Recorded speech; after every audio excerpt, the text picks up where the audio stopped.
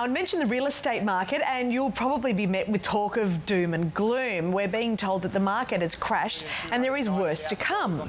But is it all bad news? With another Saturday of open homes now over, we've got the latest data. To break it down, let's bring in Nerida Conisbee, who is REA's Group Chief Economist in Sydney, and Martin North from Digital Finance Analytics, who joins us from Thurl. Good morning to you both. Welcome. Martin, let's start with you. What were the clearance rates from yesterday? They were significantly down, and if you look at volumes and clearance rates, there's a trending down over the last few weeks, and of course more are actually not coming and being reported, so there are more no-shows as well. So the overall trend, I think, is pretty gloomy. Yeah, Martin, if we look at those clearance rates and compare those to, say, 2017, where in Sydney alone, New South Wales, it was around 81% clearance. Even at the beginning of this year, much higher. Is there any other country in the world more susceptible to the effects of a housing crash than Australia? Well, we are very exposed. Our households have massive amounts of debt. Home prices relative to pretty much every ratio you can think of are way off the scale. And we've had a binge. It's been a party for a generation, but unfortunately I think that party is coming to an end. Property investors, I think, are leaving the market and perhaps looking to sell. First-time buyers who were there are now thinking, hang on a moment, if prices are going to go on down, then I'm going to essentially just sort of step away. But it's really the second-order impacts that I'm concerned about. So as people are struggling with these difficult situations and the wealth effect fades, then effectively consumption may actually start to deteriorate, and that could have broader economic impacts. So we are in, I think, quite a precarious position just at the moment. Precarious is probably the word. Nervous, cautious, it's all of those things at the moment. Nerida, you say conditions right now aren't great for property markets. We can see that, but are things as bad as they seem?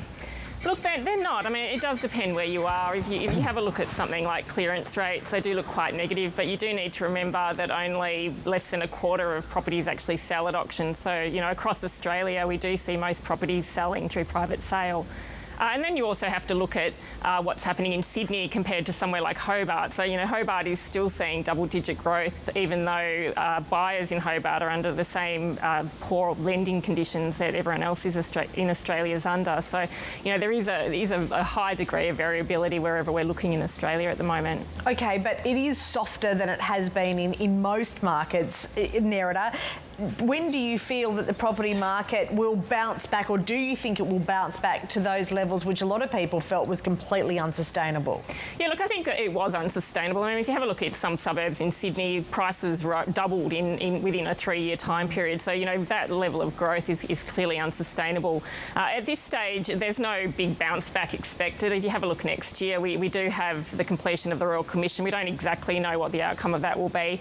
We also have a potential change in government, so there will potentially be changes to a lot of the tax incentives that investors have been using. So, there is quite a lot of uncertainty that's occurring at the moment. But, it really does depend where you are. I mean, Geelong at the moment is getting sort of 12-13% price growth at the moment. So, yeah. Vastly different to, say, Sydney and Melbourne. All right, Nerida, Martin, thank you. Hang in there is probably the best advice we can give you at the moment, isn't it?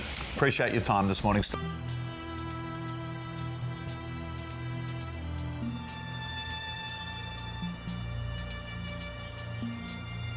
Thank you, Martin. Thank you.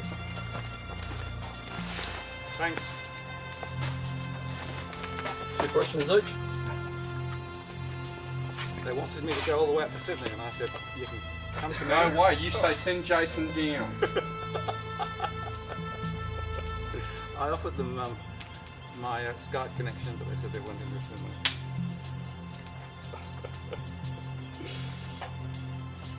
Project we did last time. Sunrise this time. Yep. Good. Thank you very much. Yep. I've got 2GB on the radio at lunchtime as well, so it's all go today.